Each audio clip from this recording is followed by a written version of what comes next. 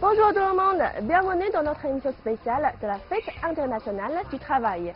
Profitons de cette occasion, nous avons invité Loïc Goubiou, chef pâtissier français vivant en Chine, pour nous accompagner à découvrir les pâtisseries classiques de la Chine. Bonjour, je m'appelle Loïc Goubiou, je suis formateur à l'école de pâtisserie internationale Petit Dessert à Pékin et je suis vraiment très content d'être avec vous aujourd'hui pour découvrir les vrais gâteaux traditionnels chinois. Alors nous sommes maintenant devant une pâtisserie chinoise à Pékin. Les chefs pâtissiers ici vont nous montrer comment faire les gâteaux traditionnels de la Chine. Alors c'est parti.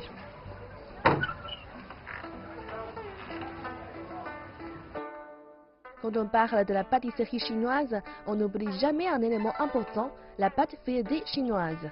C'est avec elle que beaucoup de desserts chinois sont réalisés, comme le gâteau aux pétales de rose.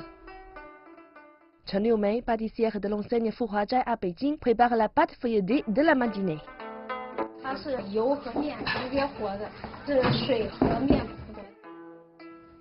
Elle aplattit la pâte à base de farine et d'eau sur laquelle elle étale l'autre pâte faite de farine et de sandou. Ensuite, elle rabat les rebords vers l'intérieur et continue à plier la pâte 5 fois pour obtenir les belles couches d'une pâte feuilletée. Oui, ça ressemble pas mal au tourage, hein. Et le pliage aussi, hein, qui fait se superposer les différentes couches. Oui, donc en fait, nous c'est pareil, donc, quand on fait la pâte feuilletée française, c'est deux éléments déjà. C'est une des trempes qui va être composée juste de sel, de farine et d'eau, et du beurre. Et donc après, on va, en faisant différents pliages, on va superposer les différentes couches de pâte et de beurre, afin d'avoir après au four quelque chose de vraiment très croustillant, avec un goût de noisette caramélisée.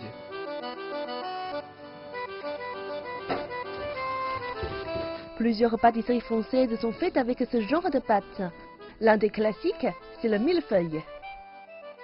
Cependant, la fabrication de la pâte feuilletée chinoise est plus technique, car les pâtissiers chinois la réalisent totalement à la main sans l'aide de machine.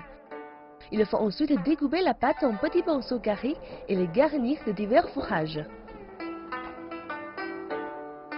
咱们手上是有温度的，但是它这个温度呀，给点心会造成一个什么？就是这个点心的油容易化，容易软。所以我们第一个，你手上肯定要有一点面；第二个，你要快。可以，我记住了。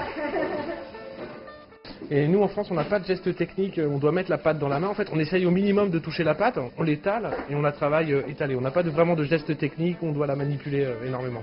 Donc c'est là c'est vraiment un savoir-faire. La Chine et la France possèdent des cultures gastronomiques très diverses. Les différents terroirs donnent des produits qui nécessitent des moyens de cuisson différents d'un pays à l'autre. Mais il arrive aussi qu'il y ait des ressemblances inattendues. C'est le cas de la pâte feuilletée. La pâte est la même, mais les techniques diffèrent. Et le résultat est quant à lui toujours délicieux.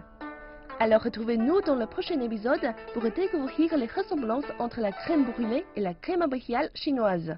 À très bientôt!